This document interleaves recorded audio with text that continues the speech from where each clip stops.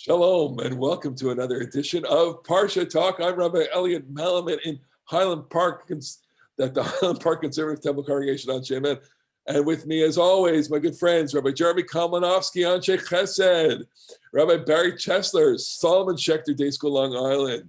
It's great to see you. We got some snow going on here, lots of snow, but we got to get right into the warmth of Torah because Parasha Teruma is our Parsha. This is an amazing Parsha, as all of our Parsha are amazing. We're also going to talk about Shabbat Zakhor. Shabbat Zakhor is this week because next week, as we all know, Purim is coming.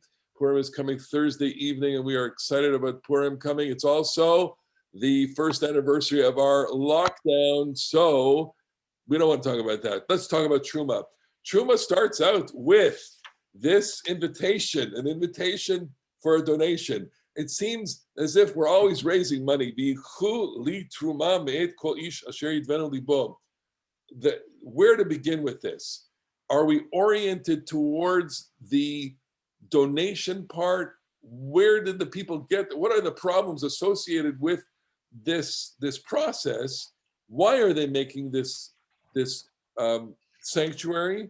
And now that the Torah is focusing on the construction of a sanctuary, how can we get excited about this? You want to take this on? Jeremy, you're involved in a fundraising campaign right now in your shul.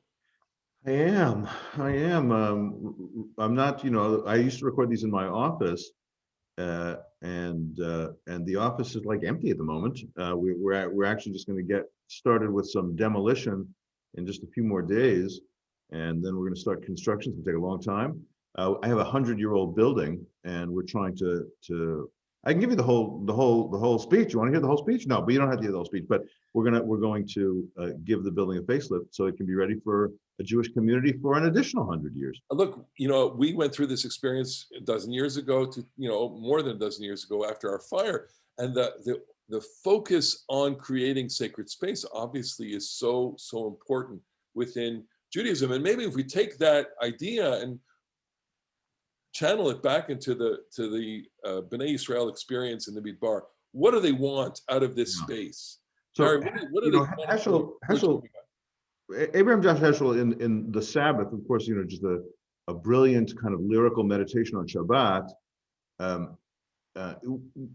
consistently wanted to say that we're not a religion of sacred space, we're a religion of sacred time.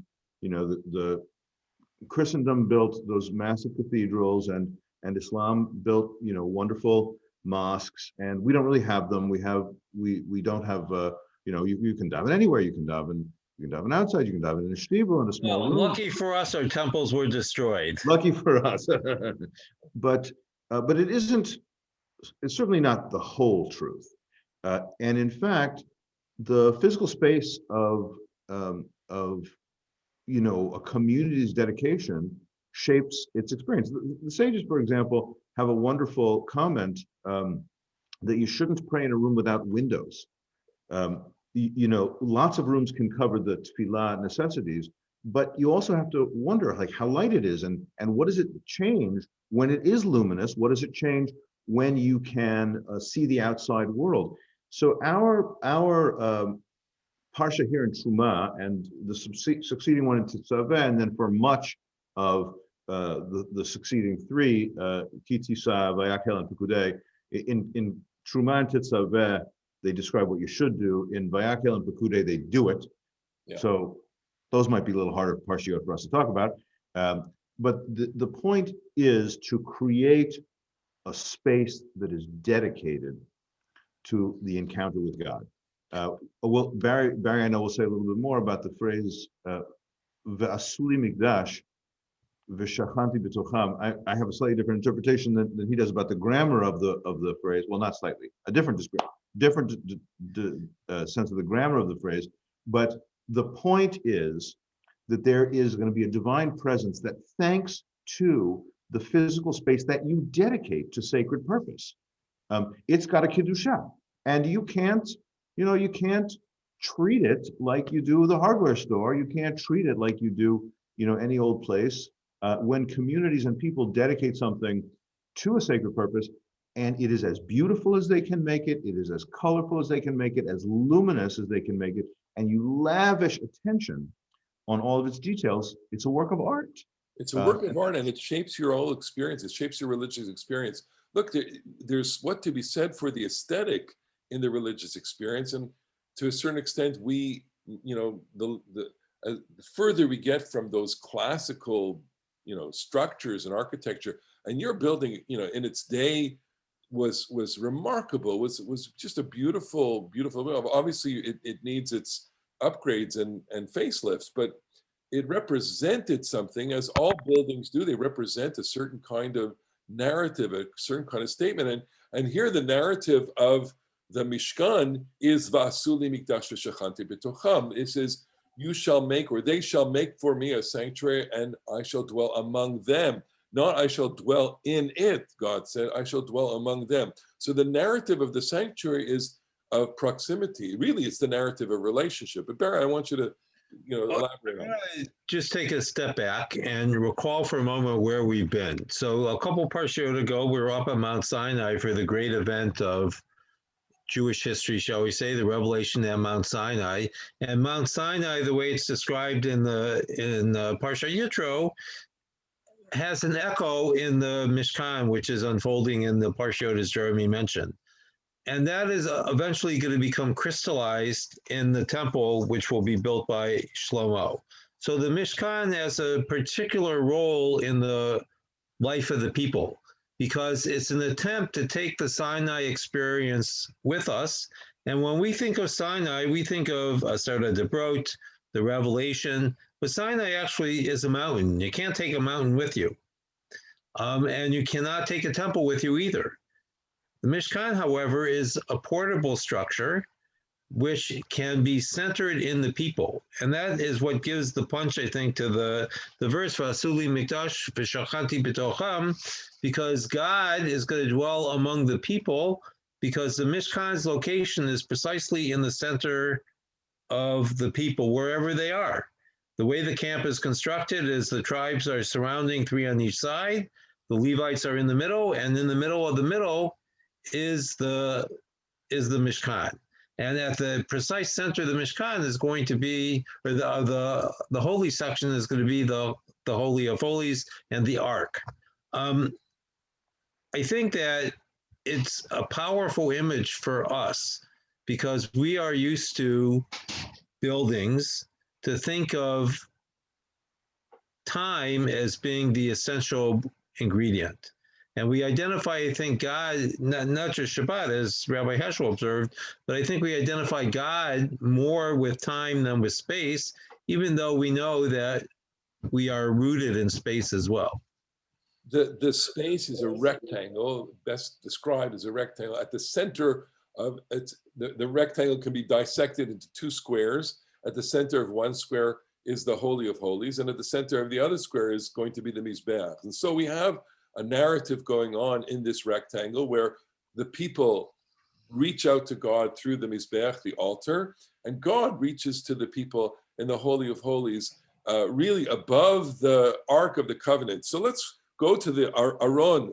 V'natata el ha'aron et ha'idud. This is a unique feature of this Mishkan, that the center of the Mishkan would be this Holy of Holies. In the Holy of Holies would be the Ark of the Covenant, and in the Ark of the Covenant would be what the Torah calls the Edut, which we think of as the commandments, the tablets.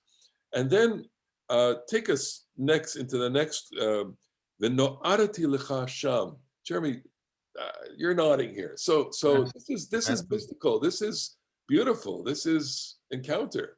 This is it. This is to me, this is the core verse in the construction of the Mishkan. So I invite all of our listeners and viewers to conjure up in your mind the very good image from Raiders of the Lost Ark, because the image that has the 2 winged kruvim facing each other. There we go. That's we can't quite see it, but but you saw Raiders of the Lost Ark, right? Yeah. So you got the kruvim given the dab, and they are in their wings. They form a throne. Later on in the description of Shlomo's temple, not the tabernacle, the Kruvim seem to be described as something like a statue that covers over, and in this space, in the seat of the Kruvim, and God is called, Adonai Tzvaot Yoshev HaKruvim, the one who sits on the cherubs, is an empty space. This is the challenge of creating a space for the non-physical God. Okay, the non-physical God, we do have, as Barry said, an association with space because God's not a statue and God's not made out of wood and stone, and in fact, the biblical religion is about focusing on what you cannot see. And of course, this echoes through later Judaism. We are called to relate to God as an abstraction, not something tangible. And that's can be spiritual hard work, especially you can imagine over the centuries, that was spiritual hard work. But in the tabernacle, on that throne, there is a kind of an empty space. And there, v'no'arti l'chasham v'dibarti, I will meet you there, I will speak to you, mibein hakruvim. And to create the possibility of connection, this is what the tabernacle is all about. It's There fascinating. is a watchful element to the Kruvim. They are, in a sense, on guard, but they're also waiting for God to appear. God appears in the image from the original revelation to Moshe. Whenever God wants to appear, he is there. And the Kruvim are there, ever waiting. And it reminds me, in the sense of the night of the Pesach in Mitzrayim, which was a Leil Shimurim. It was also a night of watching. And we translate that moment of watching from the night of Pesach into this ever-watching ark or meeting place of God. But what's fascinating is that the contents of the ark is the covenant, the edut, the testimony of the covenant. It's not a representation of God, obviously, since God cannot be represented. The only way that the word of God can be represented is in the tablets, in the covenant. And for a long time, I've thought that the reason why we have 2 tablets is not because the first 5 commandments are on tablet 1 and the second 5 are on tablet 2. It's because they're actually 2 copies of the 10, and that one of them belongs to God and one of them belongs to the people, and that they're both enclosed in the safety deposit box of the people, which is also God's safety deposit box. In other words, we have a mutuality to it. I think, I've been focusing on the theme, which is the central theme of the book of Exodus and the Torah. It's relationship. This is a relationship. And what we're trying to do is demonstrate the proximity of the parties in this relationship in the best way possible, or in the way that we understand, and that's in space. Our ancestors didn't have such an elaborate library that we do. We now have the library, and we have the ability to discuss and to study and to review, etc. All they had was, evidently they had gold and silver and all sorts of things too, but they created and fashioned space of it. So in this, we have the Aron, we have the Shulchan, lots of different implements. We have the menorah, we have the Mishkan itself, the krashim, different kinds of things. Just take a second, and again, the synagogue the modern synagogue plays with all of these things. We want to see reflections of the desert sanctuary in our present Mishkan. I remember this is the way that, I think it was Neil Gilman, Alav Shalom, used to present the idea of the sanctuary. It's a replication of the desert experience. We're using that kind of language when we create our sacred spaces. And Jeremy, you're doing that now in your building, right? Well, by the way, everything in our work that was not going to be in it's going to be about the entrance and accessibility to the davening space, but we're not doing it in the davening space. Yeah. But I was going to say one thing about the colors, which I think is really significant. Techelet v'argaman, Tolat Shani, you have crimson and blue and purple and all of these different threads. And I think that the variety is supposed to be a kind of a brilliant, kind of dazzle you a little bit. And I just want to say, as Purim is coming up, in contrast, there's a really interesting sharp contrast. All of this stuff, from the marble and the alabaster and the gold and the silver, is also described in Achashverosh's palace.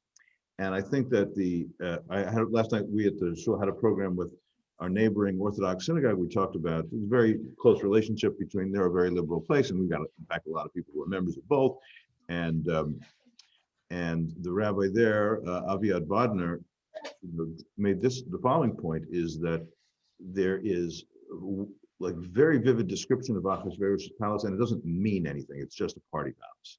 And in contrast, the Mishkan that we're building is the dazzling beauty, but with content and with a purpose, at the center of which is the Luchot HaEdut, the tablets that are all about, I am the Lord, and no idols, and keep Shabbos, and don't kill anybody.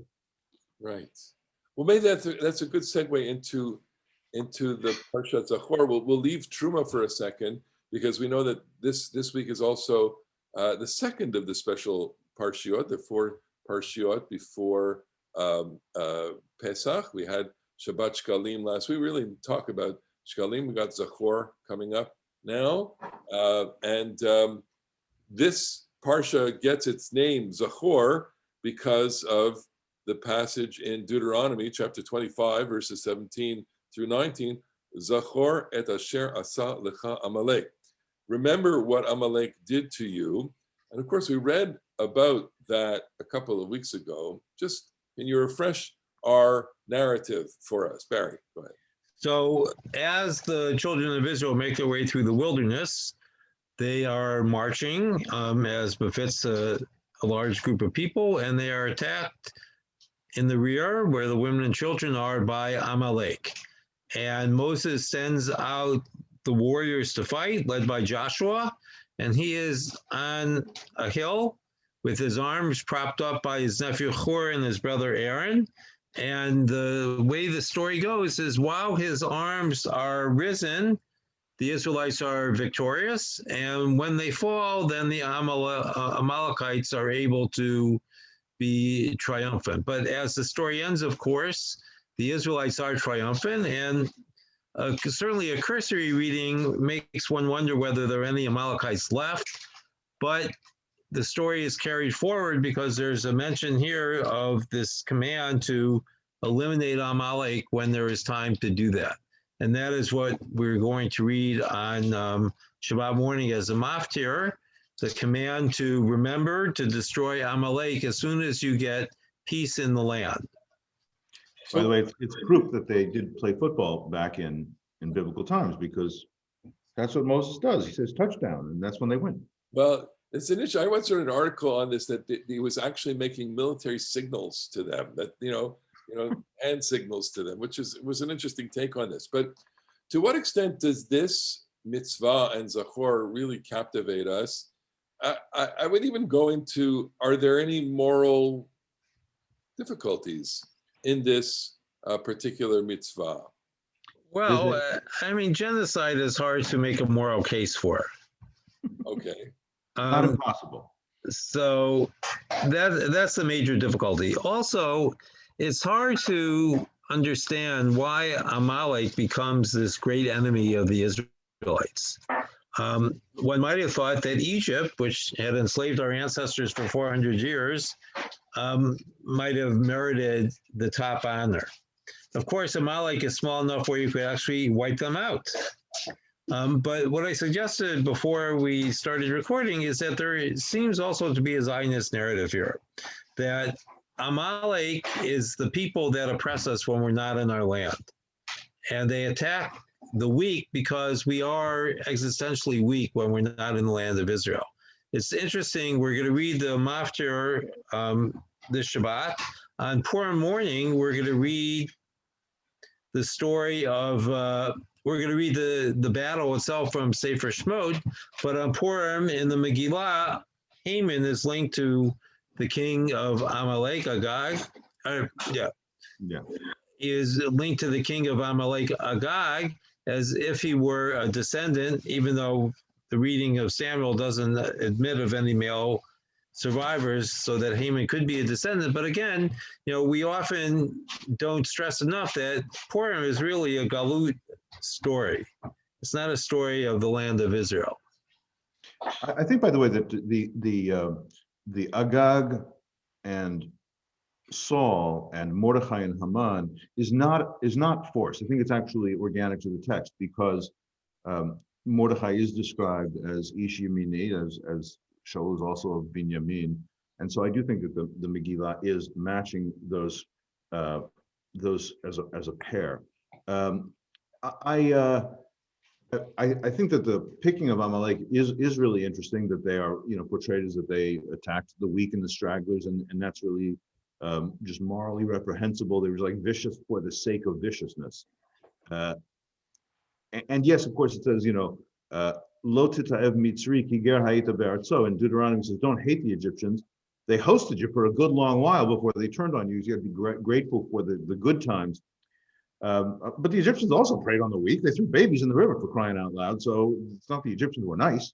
Well, the baby didn't cry out loud. That's why Moses was able to be rescued. But Amalek is portrayed as not just one bad people among plenty of bad people, but they acquire a kind of unique status. And there's an interesting feature in Maimonides' Hilchot Melachim, so the laws of kings and politics and everything. He talks about the commandments to wipe out the 7 nations of Canaan, and then says, but Sennacherib, the Assyrian king, Allah Sancheriv Bilbel Ha'umot, Sancheriv came and scrambled up all the people, so there aren't any more Girgashites to worry about. And then the next paragraph is Amalek. You always have to fight Amalek, and Maimonides does not say, but Allah Sancheriv Bilbel Ha'umot. He came and scrambled up all the people, so there are no more Amalekites. And Soloveitchik goes on I don't remember exactly if this is in, I don't actually know where this is, but I know I have seen it before in the name of, written in the writings of Rav Yosef Soloveitchik, that there's a distinction to be made between the Girgashites and the various kinds of ites. That was a battle to be fought by Joshua in the conquest of the original entrance of the people to the land. But Amalek means something about their behavior, and therefore that mitzvah doesn't lapse. And I have to say, of course, I don't think that Jews should get themselves into an ethnic lather about always everybody's our enemies, we have to kill all of our enemies and everything. I think that's a terrible mistake. And I think, of course, as you said before, you can't really make a case for why wipe them all out is an appropriate response. But there's Amalek in the world, and we're still in the shadow of the Shoah. I mean, Elliot literally still has a member who was in Auschwitz. Maybe the link we could have with the Amalekites are with the other people that were completely wiped out, which are the Anshe Sodom and Gomorrah. That those are people that have to be destroyed. They're destroyed by God, though, not by human beings, because they are utterly evil. And the so-called bargaining of God and Abraham, I think, is actually to make sure that Abraham understands that they are so evil that they do merit being destroyed, and that maybe Amalek is kind of akin to them. Look, it's so difficult not to superimpose or to layer onto this narrative our experience and the experience of Jewish history, which identifies Amalek midor dor, that it's a generational conflict, that there's always going to be anti-Semitism, and anti-Semitism itself is able to mutate in every single generation, and of course, we can go into great depth on the different kinds of mutations, even the anti-Zionism mutation that we could argue is certainly anti-Semitism today, and that there's a sensitivity to this, and that the Torah itself is presenting the the conflict, which is, yeah, Timched Zecher Amalek, wipe them out, but also understand that this is an eternal conflict, that you can never wipe them out, that as long as there are Jews, there are going to be those who hate Jews until we live in a totally redeemed world. We can put in the Precisely. This is the great paradox and the beautiful depth of this mitzvah, that you have to read Parshat Zakhor. Okay, that is it's the only section of the Torah, or perhaps Para as well, but it's the only section of the Torah that it is itself a commandment to read. It's part of the commandment to remember Amalek and not forget. And the very fact that you always have to read it means that the mitzvah is always going to be, you can't forget because you have to keep reading it. So you will never have succeeded in blotting out their memory. So there's a Pesach tidbit here. In the Haggadah, we say, Amar Aleinu L'chalotenu. In every generation, people come to destroy us. But curiously, in the Haggadah, we don't mention Amalek. And so I think that the trope is there that there is real evil in the world that has to be combated, and we have to be vigilant, and we cannot back away from it. On the other hand, we can't get carried away by thinking that people that we dislike for any number of reasons are actually evil and they must be destroyed, because that also is not part of the world we live in. Can we take a moment to talk about the Haftarah for Zakhor, which is this extraordinarily beautiful, rich narrative of King Saul and the prophet Samuel. Samuel instructs Saul to finish off Amalek, and Saul, in a moment of Rahmanis on another king, lets Agag live. And Samuel goes berserk. Samuel goes out of his mind here. And this is where the conflict between the two of them finally erupts. Pick up any piece of that narrative you want to talk about in 2 seconds. Jeremy, you want to give me some? Oh, there's so much. Just today, I was at the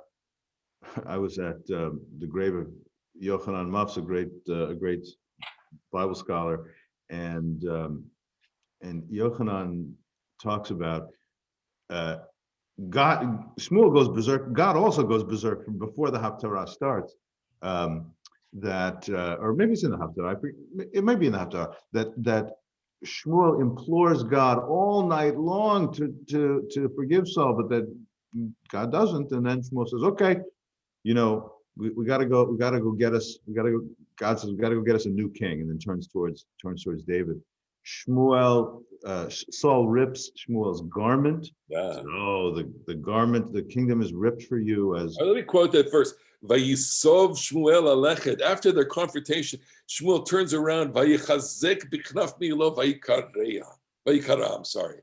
He turns around and he tears it. Saul tears it, and then Vayomer elav Shmuel kara Adonai et mamlechut Yisrael.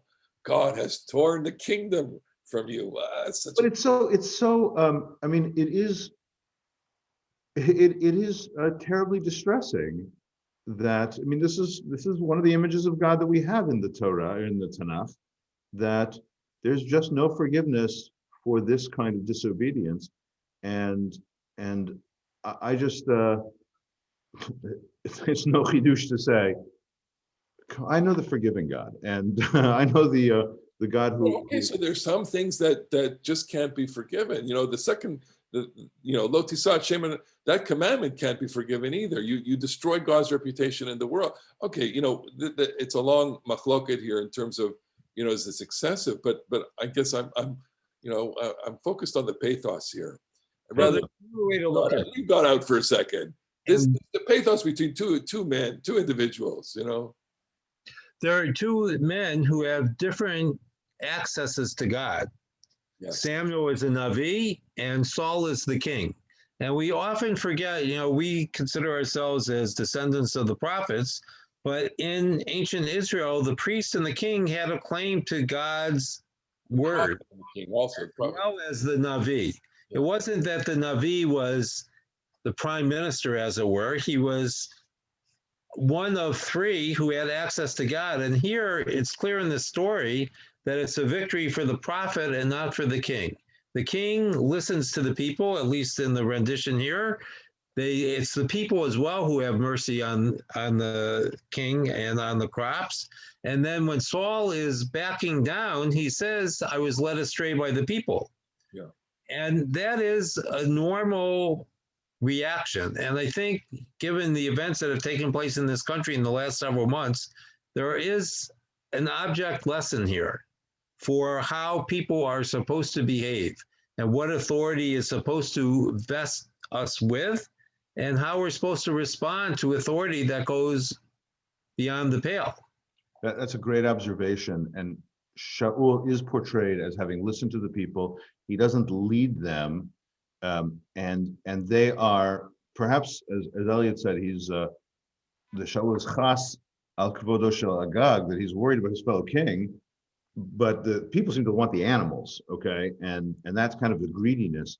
But Shaul's weakness is portrayed that he didn't lead the people, he followed the people. And we can, exactly as you said, we can think of lots of politicians whose main motivation is not to irk their people who might send them home. So again, the pathos, in reading this and listening to it is not only the relationship between Amalek and the Zakhor.